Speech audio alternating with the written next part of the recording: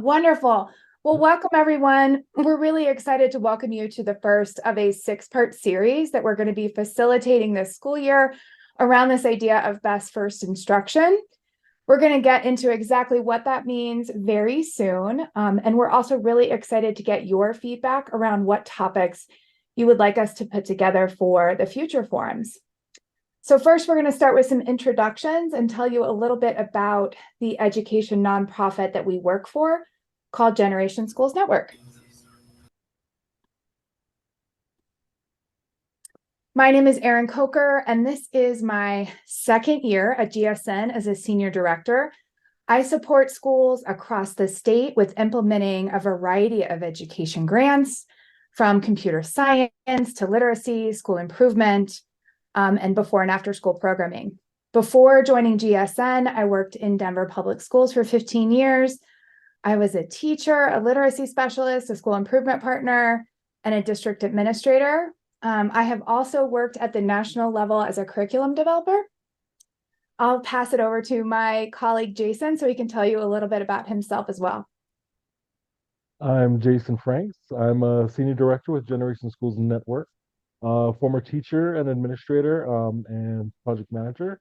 My background is in mathematics education and culture-based education, and also with coaching and observation and leadership training. And my role at Generation Schools Network is in the field services, providing professional development, grant management, and school improvement services. And so that's us. Tell you a little bit about Generation Schools Network. Our vision as a educational nonprofit, all schools are vibrant, inclusive ecosystems that ensure every student thrives in school, work, and life. And our mission statement is Generation Schools Network co-creates healthy school ecosystems by partnering with educators, students, families, and communities, elevate the education experience.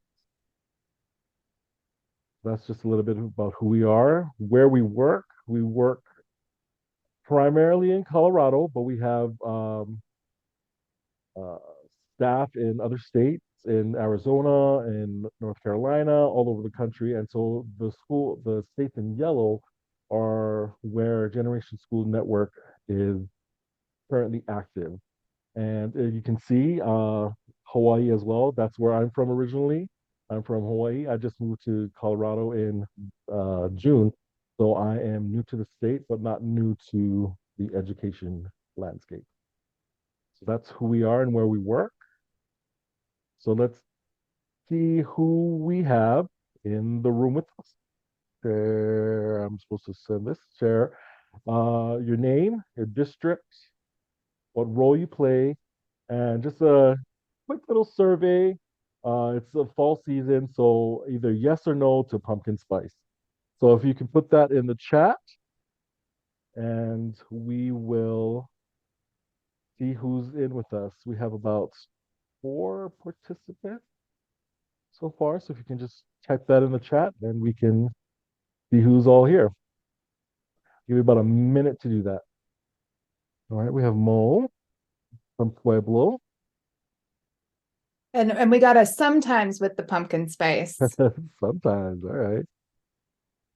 Fort Morgan, no pumpkin, nice. That's this is like me. And we have never to pumpkin spice. That's awesome.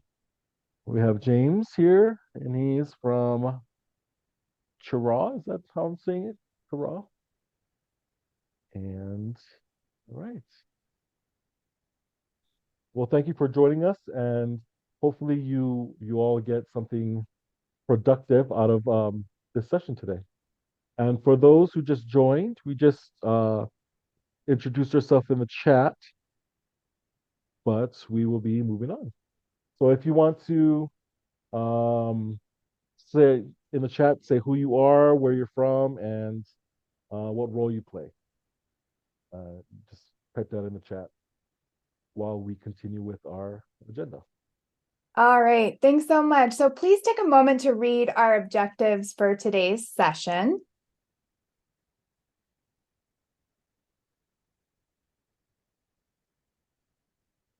So tonight is all about discussion strategies and engagement. Specifically, we are going to share with you a variety of strategies that you can use in your classroom to build engagement and academic success. And we will also take a look at some ways that you can lead this work at your school by sharing some coaching strategies with you. So before we dive into the content for this session tonight, we want to share with you a definition that comes from the Colorado Department of Education defining what best first instruction is. So when planning for best first instruction, or BFI, the foundation requires educators to build meaningful relationships with all students, address individual needs, create relevancy by allowing students to see themselves in their learning, and provide opportunities for exploration and expression. The educator also utilizes instructional materials and strategies that honors the diversity of their classroom. So when we think about what best first instruction is, it is designed to meet the needs of all students. It is deliberate planning, enactment, and reflection. It is the assurance of safe and equitable learning culture. It's high quality, effective, and engaging. It is students' first opportunity to learn standards and to meet grade level expectations. It is aligned to academic standards. And finally, it is grounded in research-based methodology. So we'd like for you to keep this definition in mind as we go through our session today. We are going to be asking for your input on ideas for our future sessions. All right, so research, as mentioned on the previous slide, is really a really important aspect to best first instruction and to these forums. We are only going to be sharing instructional strategies with you all that are grounded in research. And tonight we're going to start off with research from John Hattie. Here you will see John Hattie's effect sizes. So essentially what Hattie did was he did a meta-analysis of all the education research out there to determine what actually had an impact on student achievement. So he determined that the effect size for this is 0.4. So when you look at the slide, anything that is above 0.4 and seen on the slide in blue had a positive impact on student achievement. And as you can see here on this slide, classroom discussion has a huge impact on student achievement. It has a 0.82 effect size, which is well over 0.4. We will pop his website into the chat for you so you can read more about John Hattie's research.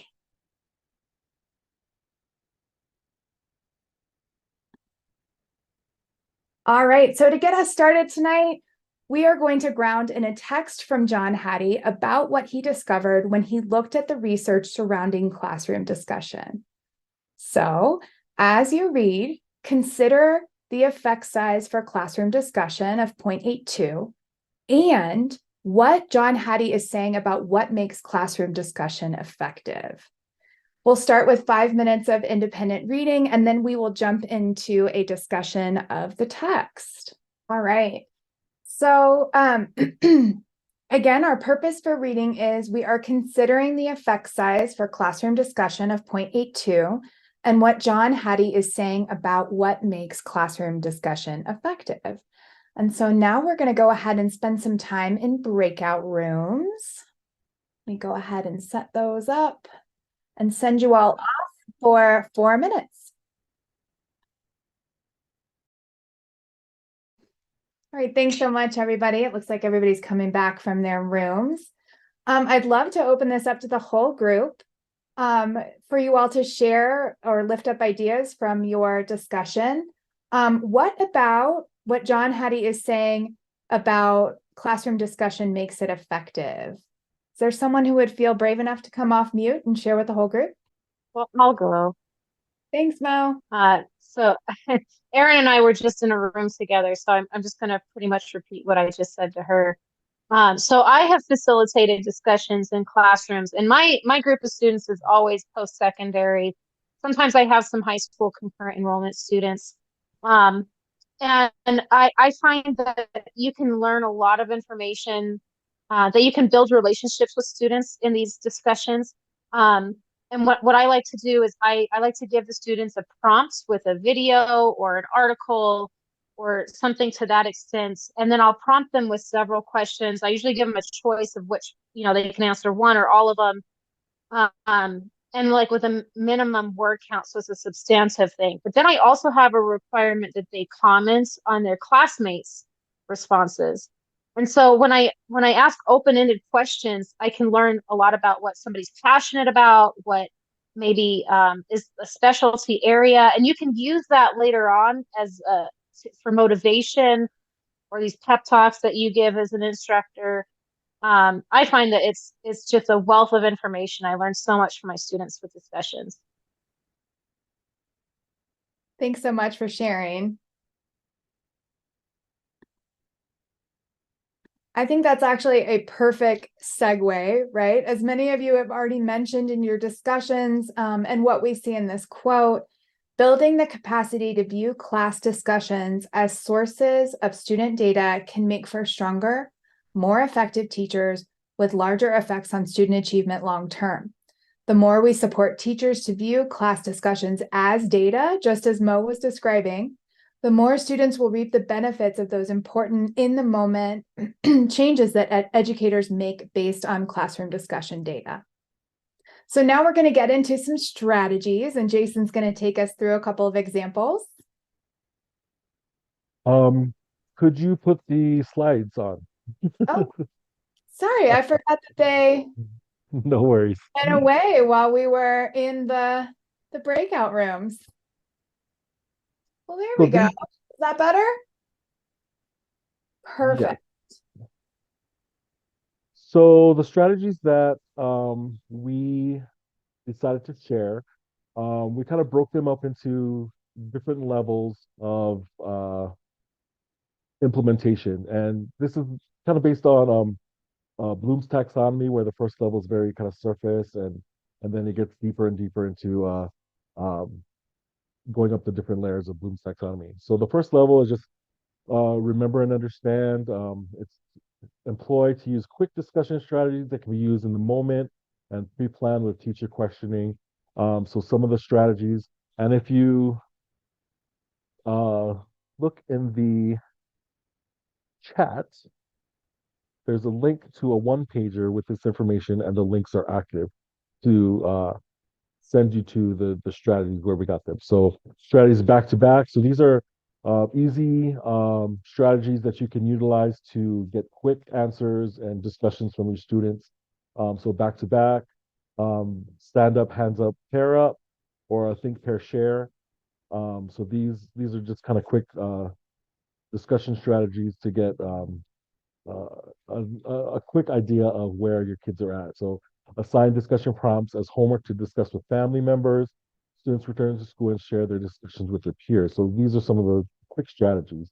And to collect the data on this, the teacher can circulate, listen to student conversations, and plan in a warm call as opposed to a cold call to stamp student understanding and or clear up misconceptions. So basically, you're just circulating around the class and you're listening to what the students are saying, getting into the different discussions, and then if you could, a warm call is when you hear something that a student says in one of their discussions that you want to call out later.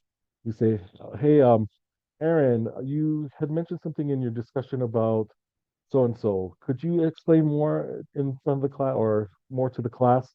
And so that's what a warm call is, as opposed to, Jimmy, what were you guys talking about in yours? And you can share with the class. So a warm call as opposed to a cold call. So warm calls is you kind of have an idea of what the student is going to say or what the student has said, and then you want to share that with the rest of the class. The next level of strategies is a little bit more in depth. You understand, apply, analyze, and evaluate. So this is more when you teach and implement systems, instructions, structures for class discussions that allow students to lead and discuss their ideas in a pair or group using tools and protocols. So this is when you have protocols in place already. You have group roles um, already assigned, and these are protocols that you practice, and so the kids are used to. Um, text-based text-based discussion, so student-generated questions, so your CSR question stems, collaborative conversations about text, so sentence starters, and even some math discussion questions. So you, as a math teacher, I find it very useful to understand the thinking of my students and to see their thought process going through how they solved a particular question or why they answered the way they answered. So this link takes you to a PDF document with tons of math discussion questions, and you can kind of format it even with science, but it kind of breaks it down into different types of questions that a teacher can ask um, to get the discussion rolling. And so the data collection with this particular set of strategies is the teacher circulates and uses tools like rubric or checklist to check if the students are understanding, or use of exemplars to collect data. You formatively assess, give students feedback on the quality of their discussions, and make necessary adjustments to instruction. So the data collection with this level is a little bit more involved, but not so much more.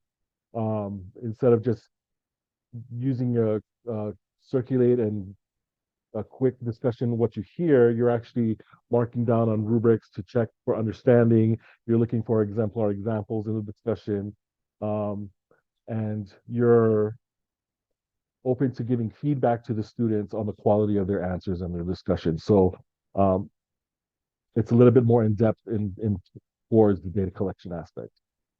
And so this last level is a little bit more in depth. So you're engaging students in intellectual dialogue using content area seminars that allow students to analyze and evaluate ideas and content. So some of the bigger strategies is Socratic seminars and Paideia, Paideia seminars. So these are two types of seminars that you can utilize to um, have a group discussion or have a deeper understanding of how students are analyzing and evaluating the topic or the content that they're discussing. So the teacher utilizes specific strategy tools like seminar maps, student reflections, rubrics, and other tools that you can assess the student understanding around the central question or idea. And so these are three kind of different levels of strategies that you can use, and they're found on the one pager I put in the chat. Just some different strategies that you can utilize, what different levels, and then how you can collect data on these different strategies.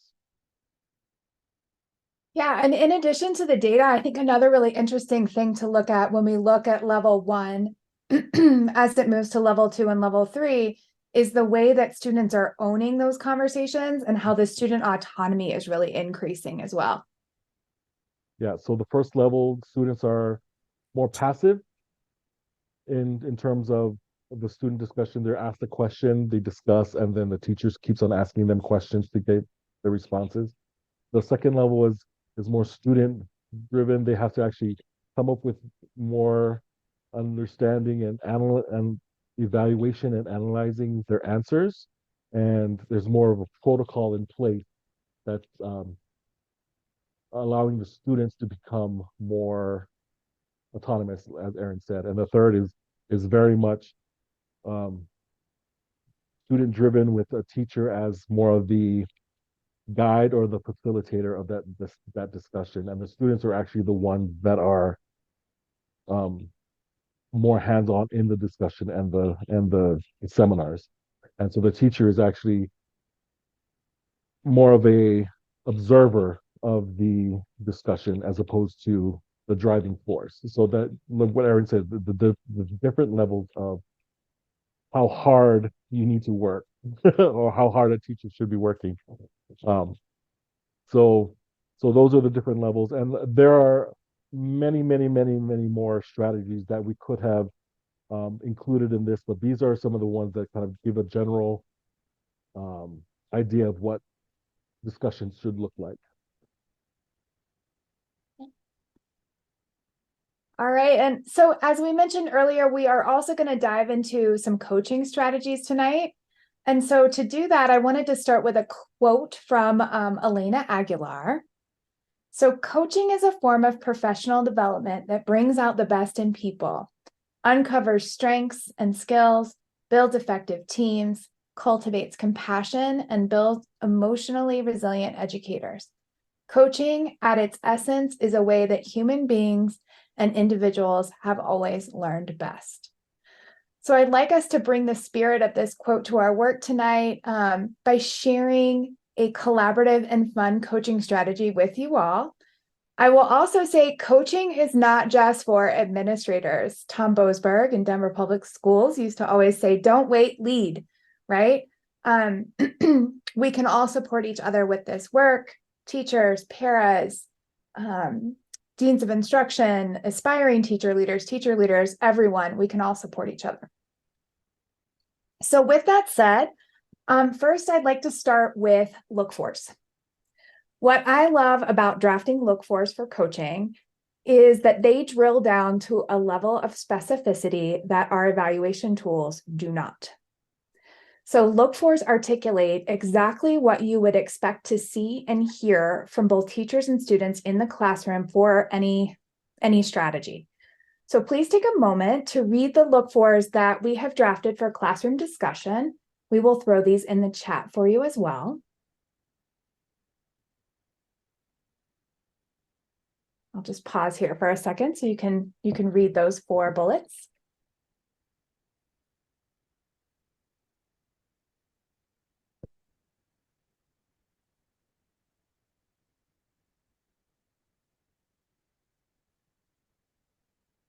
So we've got 2 student look-fors and 2 teacher look-fors. So in a classroom where classroom discussion is a part of what they do every day, we would expect to see that students have internalized the routines.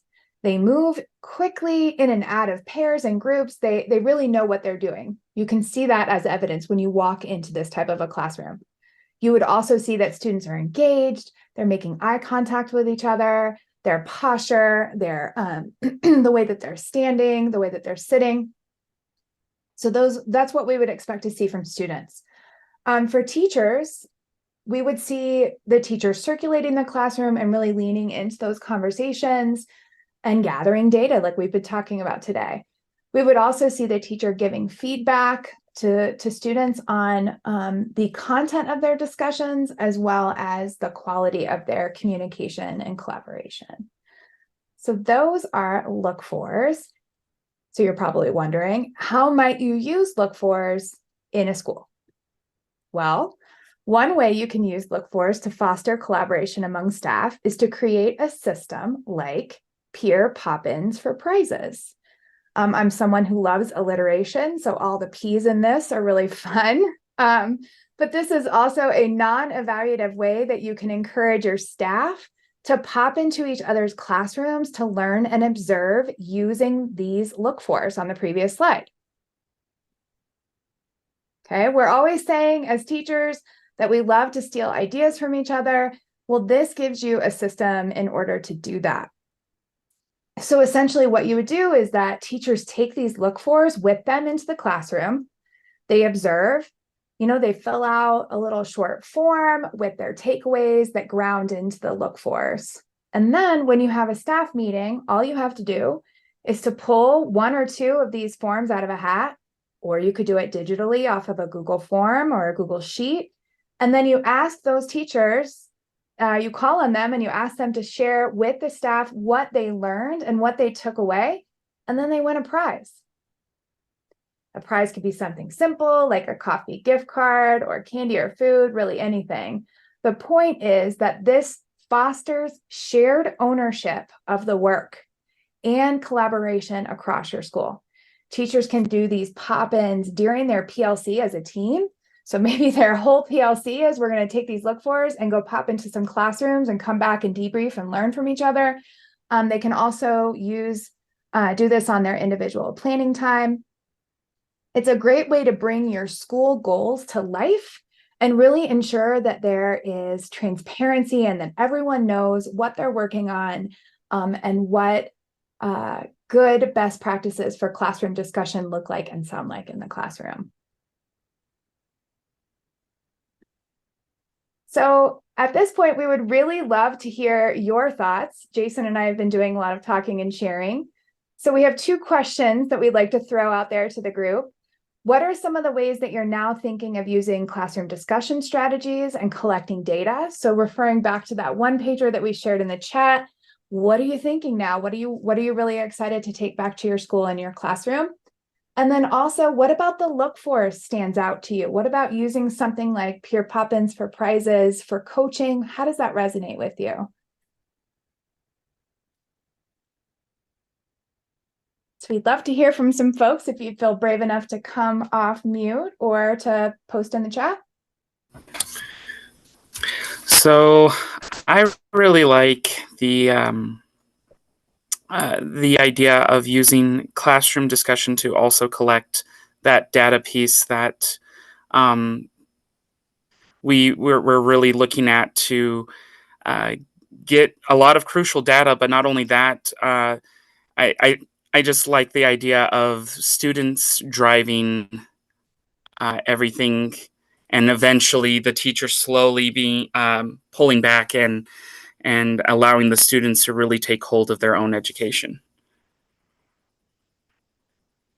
Yeah, I for sure agree with all of that. I will also say, something that we haven't talked about, as a teacher, I was always trying to think through time savers, right? Working smarter, not harder.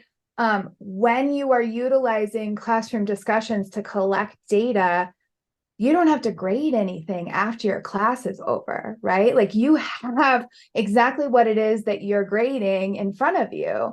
And the feedback cycle is so tight, you can go ahead and act on what it is that you're hearing right there in the moment, or plan your lesson for the next day based off of what data you've collected. Oh, it looks like, oh, go ahead, Randy.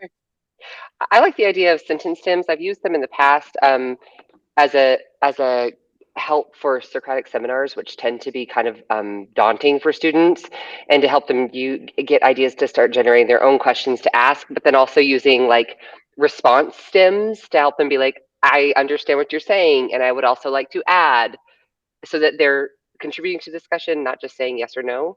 And I've also done fishbowl Socratic seminars, but in a way that like it's almost teams, and there's 3 students and they're rotating in and out, so that there's 2 students behind each person, like on their team.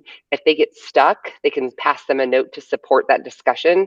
And that's been really helpful for some of my students, especially since we're heterogeneously grouped. We don't have like AP or honors classes in our school. So we have several students who might be struggling learners, but for them to be able to work with students who might be grasping the text a little bit more, they have that opportunity to learn through their peers, but also participate in those higher order thinking opportunities that they might shy away from, and allows them that support. So I was thinking ways to kind of like scaffold students into those level 3 discussions that you guys were talking about. Yeah, I love that you brought up fish bowls. Immediately when I thought of that, I was like, oh goodness, that's another way that we can build in more student autonomy. We could even have the students formatively assessing whatever discussion they are fishbowling, right? They're the ones that are evaluating the content and the quality of the discussion of their peers, right? Thanks so much for sharing, Randy.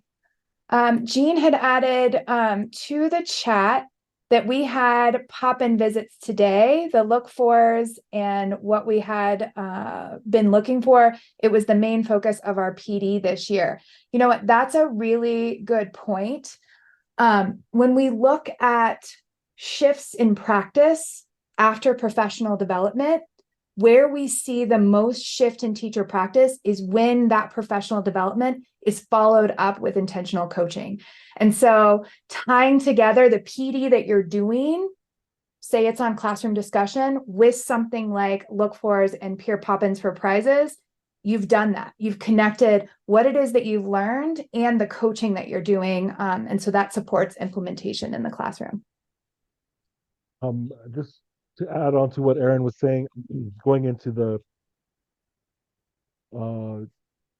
data collection piece, it's important that as a team at your school that you're looking at that data and seeing how effective those discussions are from where you guys started to where you guys are now. So you can kind of keep track of the progress of how your professional development and how your implementation is going by having these data discussions outside of the classroom with